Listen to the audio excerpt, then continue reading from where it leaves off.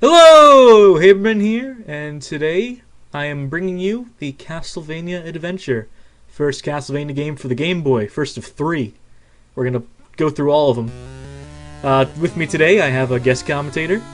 Hey everybody, this is Jim. And here we go. So this came out at a time, 1989, when Konami was porting a bunch of their games to the Game Boy, or not really porting. Porting's not the right word. But you know, it's like, because if you look at the Game Boy library, half the games are like fucking remakes of NES games. So Konami decided to cash in on that. And what we have is Castlevania Adventure. One of the most successful handheld Castlevania games to date, as you can see by the smooth frame rate and fast gameplay.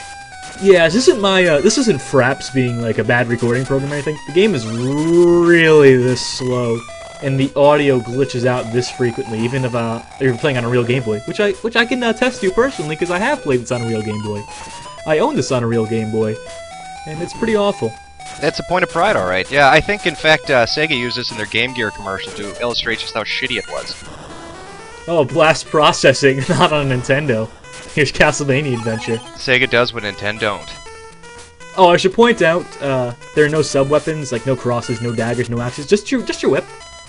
You can level up the whip, so it shoots flames like the sword from Zelda, like you would if you had max health, but when you get hit, you lose that power.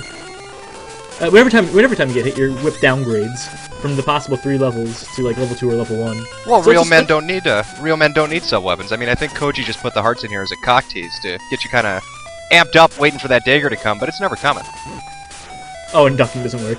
So I'm back to the basic whip again, which is wonderful. Oh yeah, it makes the enemies run in fear. It does like half damage. You pretty much need the chain whip, otherwise you're fucked.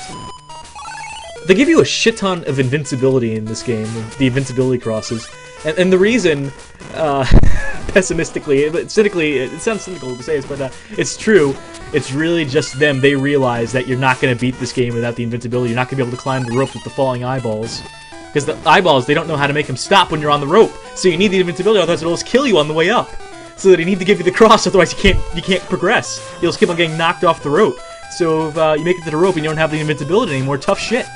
Yeah, and it was so nice of them, too, to make that invincibility power-up make you flash. Like the game wasn't going slow enough, but now you can't even see your fucking character at the 1 frame a minute it's going at. And you have no idea how long it lasts for either, unless you're manually counting it. Because there's like no like invincibility tune like in, let's say, Sonic. You know, the song doesn't come to an end, it just stops. You're not invincible anymore. Tough Surprise, shit. Yeah. Oh, so that candle at the end there, you need the projectile up to get it, which I don't have. It's just a 1-up anyway, so... Projectile whip? Well, yeah, the flame whip, I guess. The flame that comes out of the whip. The whip that shoots the flame. God. We're only like a few minutes, we're like 3 minutes in, this game's already fucking boring. How the hell can you tell you're even making progress? The entire background is the same thing repeating over and over and over again. You're not making any progress. You're playing the Castlevania Adventure. You're not productive. You're not going anywhere. I mean, I think you've slaughtered enough birds to kill a forest here. Okay, time to save state because these jumps are fucking impossible. Oh wow, I did get it on the first take. Oh, never mind. fucking robbed. No, you need to see like the pixel accuracy, and I think there's another part of this level coming up like immediately next, where it's literally per pixel, otherwise you're fucked. And when you need to make the here it is, these fucking platforms, okay? Your foot needs to be a pixel off, otherwise you don't make the jump. You need to literally not be standing on the platform. Your sprite needs to have like a pixel off the platform to be able to make the jump, which is retarded. That's stupid. That's stupid talk. That's how men play the game, though. I mean, you know, it's meant there to be a difficulty feature. What are you gonna do? Leap of faith, right? Yeah, like in Indiana Jones. In a game, yeah, literally. You gotta trust that there's something to jump onto. Right, it's an issue of faith, especially in a game, you know, Castlevania. So freeze frame on any of these jumps, and it is just the dumbest thing you'll ever see. You'll just... I don't even bother trying to do it this time, because I need the whip power up down here, so I can have the flame whip. So the whip power power I lose it! So I think I... Do I just load state? Yeah. Fuck it. Nice. The whip power-up's the orb, the pearl? The orb, yeah, the flashing orb. And so what, you can collect up to 3 of them, or how's it work? You can get... First, you start off with your leather whip, which is useless. Then you get the chain whip, and then you get the chain whip that shoots the flame.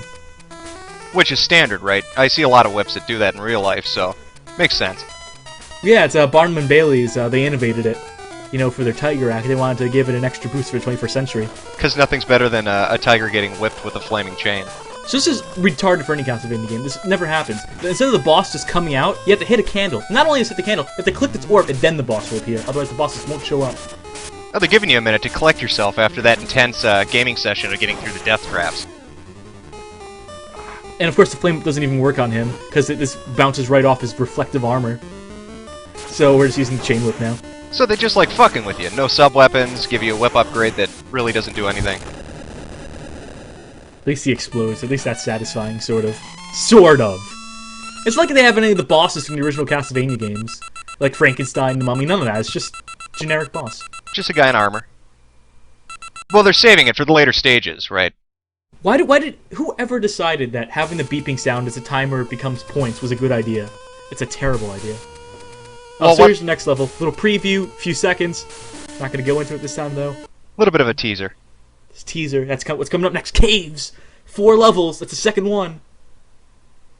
Get ready for bats and more slowdown. Bats instead of birds. Slugs instead of snakes, yeah. Really mixing it up. Except they do twice as much damage, so you're fucked. Oh, even better, yeah.